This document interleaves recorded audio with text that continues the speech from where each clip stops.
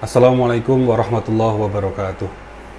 Saya Ridho Rahmadi dalam hal ini berbicara dalam kapasitas saya sebagai dosen yang mengajar Artificial Intelligence atau AI. Saya ingin memberikan respon tanggapan saya terhadap ketidaksinkronan atau perbedaan hasil yang dimuat di Sirekap dengan yang tertera di scan C1.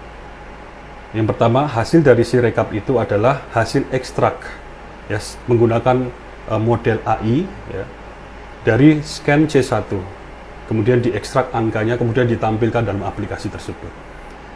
Nah, kesalahan atau ketidaksinkronan dari yang ada di C1 yang asli dengan yang ada di Sirekap, menurut saya bukan berasal dari model AI yang digunakan untuk mengekstrak.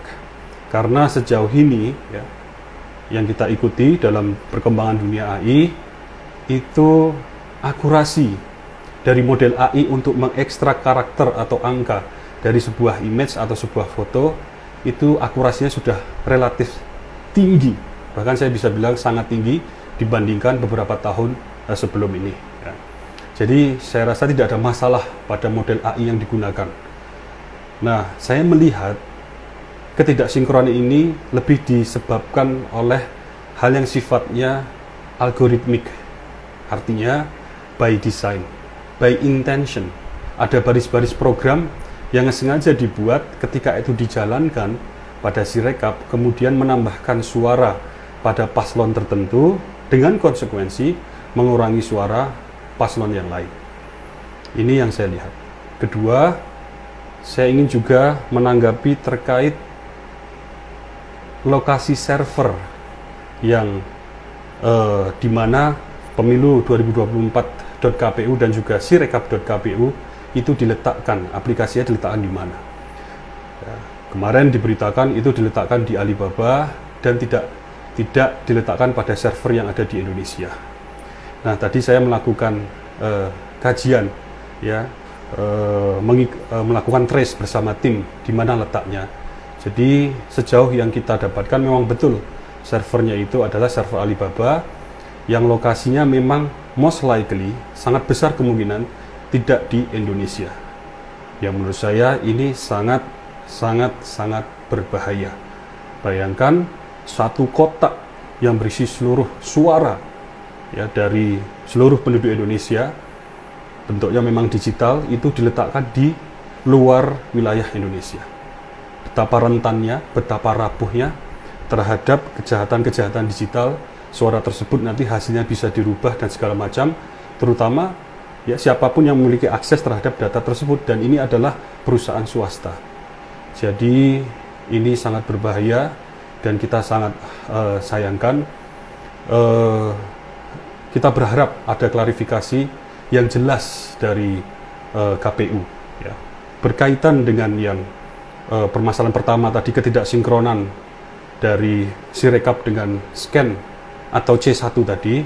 Ini sebenarnya mudah saja dibuktikan dengan mungkin KPU bisa mempublish sebagian, tidak usah sepenuhnya ya, sebagian dari baris program ya, di mana itu memang yang menjalankan atau mempublikasikan hasil tadi pada Sirekap.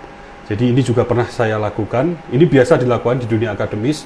Kita mempublikasikan source code atau kode program sehingga orang lain bisa melihat, bisa mereview. Jika ada kesalahan bisa diperbaiki bersama. Jika ada hal yang perlu diimprovisasi bisa ditambahkan bersama. Nah, ini bisa dilakukan KPU ya, tidak usah seluruhnya karena demi keamanan, tapi baris program pada Sirekap yang memang itu menampilkan dari hasil ekstrak kemudian ditampilkan ke aplikasi, sehingga kita bisa melihat ya, orang-orang yang memang mendalami dunia IT ya, itu bisa melihat oh bahwa memang tidak ada penggelembungan dalam baris program yang dijalankan ini. Kedua, masalah server ini harus diklarifikasi ya, jika letaknya memang di luar harus ada langkah-langkah khusus ya, yang segera, sehingga itu menjaga sepenuhnya kedaulatan data, keamanan data pemilu di Indonesia pada tahun 2024 ini. Sebagai contoh, ini di belakang saya adalah server-server yang saya dan kawan-kawan kelola ya. Ini untuk kebutuhan startup yang skalanya masih startup ya, skalanya masih startup. Ya, kita ada server untuk mengelola model AI, untuk deployment istilahnya, untuk development, bahkan untuk storage backup ya, sehingga data itu terlindungi. Ini kita yang skalanya masih startup, punya kesadaran bahwa data itu harus ada di Indonesia dan milik kita. Ya, ini ada di Yogyakarta ya.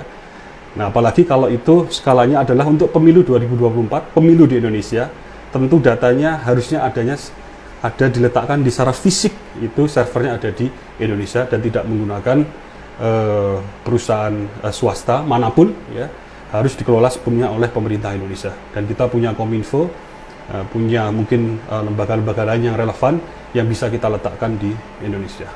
Demikian, ini sedikit tanggapan, harapannya untuk menambah pencerahan tentunya, dan kita harapkan nanti ada titik terang yang bisa disampaikan terutama dari pihak penyelenggara. Terima kasih. Assalamualaikum warahmatullahi wabarakatuh.